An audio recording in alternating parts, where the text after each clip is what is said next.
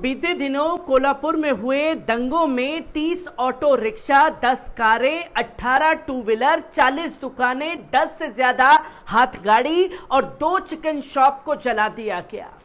और जब इस दंगों को लेकर के डिप्टी सीएम देवेंद्र फडणवीस से बात की गई, देवेंद्र फडणवीस ने साफ शब्दों में कहा कि औरंगजेब और टीपू सुल्तान की नाजायज औलादों का यह काम है और इस महाराष्ट्र की सरजमीन पर ये नाजायज औलादें पैदा हो गई हैं। और जब ये दंगे हुए थे तो उस दौरान, जो कि आप देख सकते हैं कि मैंने इस खबर को दिखाया था कि कैसे हिंदूवादी संगठनों ने वहां कोल्हापुर में दंगों को भड़काया, और अब इसके तमाम सबूत जो हैं वो सामने आ गए हैं, जहां पुलिस प्रशासन ने ये साफ तौर पर कह दिया है कि 21 हिंदूवादी संगठनों ने कोल्हापुर में दंगे भड़काने का काम किया।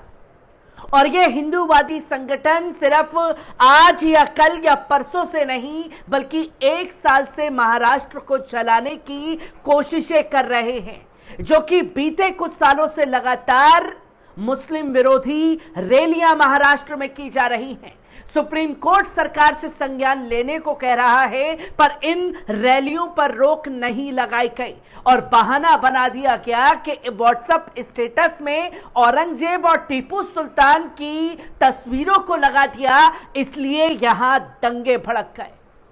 और किस तरीके से पुलिस प्रशासन ने कोल्हापुर दंगे को लेकर के कई बड़े खुलासे किए हैं, एक बार इस पूरी रिपोर्ट पर नजर डालते हैं। दोस्तों, 5 जून 2023 रात के 10 बजे थे। महाराष्ट्र के कोल्हापुर में 16 साल के एक लड़के ने अपने इंस्टाग्राम अकाउंट पर दोस्त का व्हाट्सएप स्टेटस शेयर किया। यह 12 सेकंड का वीडियो था, जिसके बैकग्राउंड में हरियाणवी गाना बाप तो बाप रहेगा बज रहा था। वीडियो में मुगल बादशाह औरंगजेब और टीपू सुल्तान की फोटो थी। यह स्टेटस वायरल हो गया। अगले दिन 6 जून को छत्रपति शिवाजी महाराज की जयंती थी। शहर के हिंदू संगठनों ने इसे अपना अपमान बताया और सोशल मीडिया पर बवाल शुरू हो गया। शाम होते होते हिंदू संगठनों से जुड़े लोग लक्ष्मीपुर पुलिस स्टेशन पहुंचे और दोनों नाबालिगों के खिलाफ केस दर्ज करवाया। 7 जून को कोल्हापुर बंद का ऐलान किया गया। हिंदू नेताओं ने आरोप लगाया कि आरोपियों को गिरफ्तार नहीं किया गया, जबकि पुलिस के मुताबिक शिकायत मिलने के कुछ ही घंटों में दोनों आरोपी और उनके 4 साथियों को हिरासत में ले लिया गया था। 7 जून की सुबह 8 बजे के आसपास कोल्हापुर के छत्रपति शिवाजी चौक में लोग जमा होने लगे। शुरुआत में 4-5 हजार लोग थे। दोपहर 12 बजे तक 50 हजार के आसपास भीड़ जमा हो गई। इनका ना कोई नेता था, ना किसी संगठन का बैनर या पोस्टर। ज्यादातर लोगों के हाथों में भगवा झंडे थे। यह भीड़ शिवाजी नगर से आगे बढ़ते हुए जैसे ही शनिवारा पेट गंजी गली पहुंची तो वहां पर पथराव शुरू हो गया। आसपास उस दिन कुछ वीडियो हैं, इनमें एक धर्म विशेष से जुड़े लोगों के घरों पर पथराव करता देखा जा सकता है। दूसरे पक्ष के लोग भी अपनी छतों से भीड़ पर पत्थर फेंक रहे हैं। इनमें महिलाएं भी शामिल हैं। कुछ ऐसे वीडियो भी सामने आए जिसमें भीड़ कुछ लोगों को दौड़ाकर पीट रही है। तनाव बढ़ता देख पुलिस बीच में आई और लाठीचार्ज कर आंसू गैस के गोले छोड़ उपद्रवियों को खदेड़ा। भीड़ ने कई दुकानों, सड़कों पर खड़ी गाड़ियों को तोड़ डाला। तनाव को देखते हुए पूरे शहर में इंटरनेट सर्विस बंद कर दी गई। शहर में सीआरपीएफ की 4 कंपनियां, 300 कांस्टेबल, 60 अफसर तैनात कर दिए गए। दंगे जैसे हालात के बाद पूरे शहर की ड्रोन से निगरानी की जाने लगी। इसके बाद शुरू हुआ गिरफ्तारियों का सिलसिला। 8 जून की शाम तक लक्ष्मीपुरा, जूना, राजवाड़ा, शहपुरी पुलिस स्टेशन में 400 अज्ञात लोगों के खिलाफ केस दर्ज हुआ। 38 लोगों को गिरफ्तार किया गया। 100 से ज्यादा पुलिस ने हिरासत में रखा और कुछ घंटे के बाद घर जाने दिया। 30 ऑटो रिक्शा, 10 कारें, 18 टू व्हीलर, 40 दुकानें, 10 से ज्यादा हाथ गाड़ी, 2 चिकन शॉप को जला दिया गया। हालांकि 2 दिन बाद यानी 9 जून को सब नॉर्मल रहा। एहतियातन आज भी शहर में कई चौराहे पर पुलिस तैनात है। कई हिस्सों में दुकानों और मकानों के कांच टूटे देखे जा सकते हैं। 7 जून को कोल्हापुर में एक व्हाट्सएप स्टेटस से दंगा कैसे भड़का, इससे जुड़े कई सवाल हैं। आखिर दंगा कैसे हुए? कुछ ही घंटों में 50,000 से ज्यादा लोग एक जगह कैसे जमा हुए, तोड़फोड़ और हंगामा करने लगे? क्या इसके पीछे कोई संगठन या पार्टी थी? पुलिस क्यों इन्हें रोकने में नाकाम रही? क्या भीड़ सिर्फ टीपू सुल्तान और औरंगजेब की तस्वीरों को पोस्ट करने से नाराज थी या इसके पीछे कुछ और कारण थे? इन सवालों का जवाब ढूंढने के लिए प्रदर्शन में शामिल लोगों से बात होती है। सबसे पहले बजरंग दल के जिला संयोजक पराग फडणवीस को फोन किया। पराग कोल्हापुर दंगों के मामले में आरोपी है।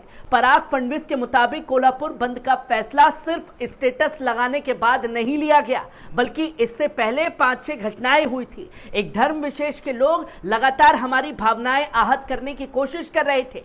3 जून को लव जिहाद का एक मामला सामने आया था, इसमें भी पुलिस ने कोई एक्शन नहीं लिया था। पराग ने आगे बताया कि बंद बुलाने से पहले 10 से ज्यादा हिंदू संगठन से जुड़े लोगों ने लक्ष्मीपुर स्टेशन जाकर मामला दर्ज करवाया और आपत्तिजनक पोस्ट लिखने वालों की गिरफ्तारी की मांग की।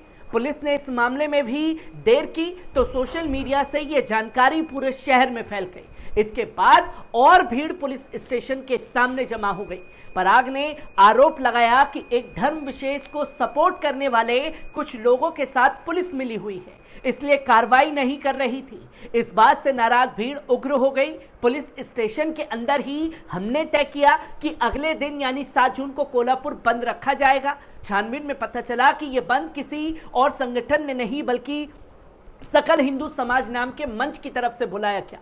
इसमें 4 प्रमुख संगठन शामिल हैं, जिसमें वीएचपी, बजरंग दल, शिव प्रतिष्ठान, हिंदुस्तान हिंदू एकता आंदोलन और जन जागृति समिति शामिल है।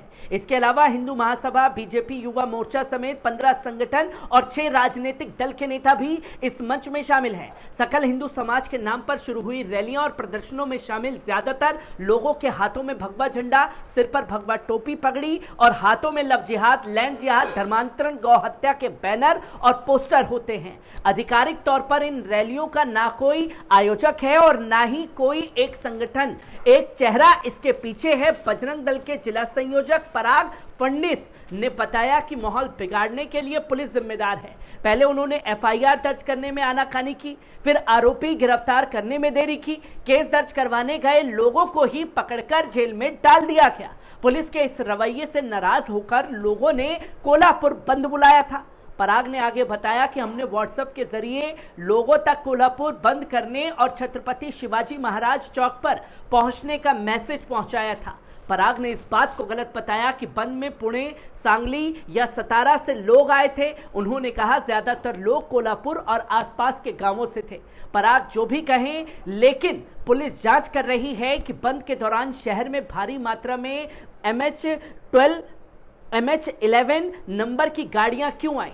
कुछ गाड़ियों को सीज भी किया गया। पराग के बाद हम सकल हिंदू समाज से जुड़े शिवानंद स्वामी से मिले। उन्होंने बताया कि स्टेटस वाली घटना से पहले 6 और घटनाएं हुई थी। इसमें हिंदू समाज नाराज था। इन 6 घटनाओं को लेकर हमने शहर के डीएसपी, एसपी और मंत्री को कार्रवाई के लिए लिखा था। इसके बाद औरंगजेब वाली घटना हुई। अगर कार्रवाई करते तो ये घटना होती ही नहीं। शिवानंद स्वामी के मुताबिक लव जिहाद के विरोध और हिंदुओं से जुड़े मामलों के लिए सकल हिंदू समाज बना है। 50,000 से ज्यादा लोगों को कोई पक्ष या पार्टी नहीं बुला सकती। इसमें सभी राजनीतिक दलों से जुड़े लोग शामिल थे। कोल्हापुर बंद की बात social media, main stream media से लोगों तक पहुंची थी। स्वामी भी कोल्हापुर के बाहर से लोगों को बुलाने की बात खारिज कर दी। उन्होंने कहा कि पुणे, सांगली और सतारा से किसी को नहीं बुलाया गया।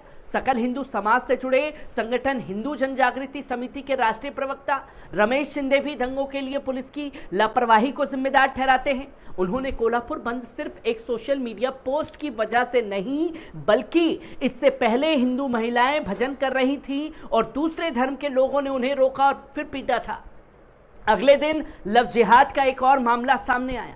इसके बाद टीपू सुल्तान और औरंगजेब का मामला सामने आया। रमेश शिंदे के मुताबिक हिंदू संगठन से जुड़े लोग कार्रवाई की डिमांड लेकर पुलिस स्टेशन पहुंचे थे। हमारी बात नहीं सुनी गई तो हमने बंद का फैसला लिया। पुलिस ने हमें रोकने के लिए धारा 144 लगा दी, जिसके बाद लोग और भड़क गए। बंद का फैसला हिंदू समाज से जुड़े सभी संगठन के लोगों ने लिया था। लोगों को बुलाने का सवाल पर रमेश शिंदे ने बताया कि सभी संगठन के लोग लोकल लेवल पर काम करते हैं। उन्होंने ही लोगों को बुलाया था। इसके लिए कोई खास बुलावे की जरूरत नहीं थी। हम चाहते कि जिन पुलिसकर्मियों ने सही से काम नहीं किया उन पर एक्शन होना चाहिए। हिंदू संगठन के नेताओं से बातचीत के बाद पुलिस का पक्ष और केस का स्टेटस जानने के लिए एसीपी अजीत टीके से बात की गई। उन्होंने कहा कि ये जानकारी के मुताबिक इस केस में 38 लोगों को गिरफ्तार किया गया था।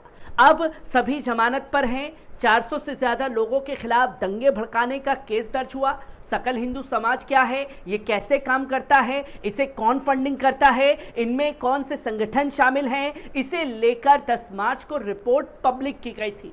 सकल हिंदू समाज लव जिहाद, लैंड जिहाद, गौ हत्या, धर्मांतर, नवरात्र में मुस्लिमों के गरबे में जाने से रोकने और इस तरह के मुद्दों को लेकर नवंबर 2022 में बना था। तब इसका हिंदू जन आक्रोश मंच था। शुरू में राज्य के कई शहरों में इन मुद्दों को लेकर रैलियां हुई। सूत्रों के मुताबिक अब तक 100 से ज्यादा रैलियों और प्रोटेस्ट सकल हिंदू समाज के बैनर तले हो चुके हैं। इसमें खुलेआम मुसलमानों से जुड़े लोगों पर मंच से निशाना साधा जाता है। पिछले कुछ महीनों में यह भी रूप बदल गया। पहले जहां ये सिर्फ रैलियों तक सीमित था, महाराष्ट्र में हुए हिंसक प्रदर्शनों में भी इसका नाम आ गया है। महाराष्ट्र में होने वाली रैलियों के खिलाफ सुप्रीम कोर्ट में याचिकाएं दायर थी। मामला जस्टिस के एम जोसेफ, जस्टिस जेबी पारदीवाला के बेंच में था। सुनवाई के दौरान सॉलिसिटर जनरल तुषार मेहता ने अंडरटेकिंग में कहा था कि अगर महाराष्ट्र सकल हिंदू समाज की रैली का परमिशन देती है तो जिम्मेदार अधिकारी भड़काऊ भाषण देने वालों पर तुरंत एक्शन लेंगे। इसके लिए पूरे मूवमेंट में वीडियोग्राफी करें जिसे कोर्ट में भी जमा किया जाए। इसके अलावा कोर्ट ने 29 जनवरी के दौरान दिए गए भड़काऊ भाषण के आरोपों में जांच करने के निर्देश भी दिए। कोर्ट ने सुनवाई के दौरान अफसोस जताया कि आदेशों के बावजूद कोई भी हेट स्पीच के खिलाफ कार्रवाई नहीं हुई। अगर इस तरह के बयानों पर अंकुश लगाने और निर्देश जारी करने के लिए कहा गया तो बार बार शर्मिंदा होना पड़ेगा। छानबीन में साफ था कि महाराष्ट्र में हुए हिंसक प्रदर्शनों में बार बार सकल हिंदू समाज का नाम जुड़ रहा है। महाराष्ट्र पुलिस के एक अधिकारी ने नाम न जाहिर करने की शर्त पर बताया, राज्य में होने वाले हिंसक प्रदर्शनों पर सरकार बहुत सख्त है। सिर्फ हिंदू ही नहीं, कई मुस्लिम संगठनों के खिलाफ भी जांच की जा रही है। जल्द ही इसका नतीजा दिखेगा। सकल हिंदू समाज की तर्ज पर अब छोटे छोटे मुस्लिम संगठन मिलकर ऐसे प्रोटेस्ट कर रहे हैं। ये घातक ट्रेंड है जिसकी तस्वीरें लोगों के सामने आ रही हैं। और कैसे कोल्हापुर में दंगे भड़के, ये सिर्फ 5-6 स्टेटस से उठा करके ही दंगे नहीं भड़क गए, इसकी तैयारियां सालों से चल रही थी। और उसका नतीजा कोल्हापुर में देखने को मिला कि जो लोग ये कह रहे थे कि औरंगजेब और टीपू सुल्तान की नाजायज औलादों का ये काम है, अब 21 हिंदूवादी संगठन इस दंगे को भड़काने में शामिल हैं। इसके ऊपर डिप्टी सीएम क्या कहना चाहेंगे, इसके ऊपर भी बात होनी चाहिए। हर एक तस्वीर कोल्हापुर से जुड़ी बारीकी से आप लोगों के साथ साझा करता रहूंगा। दीजिए इजाजत, शुक्रिया।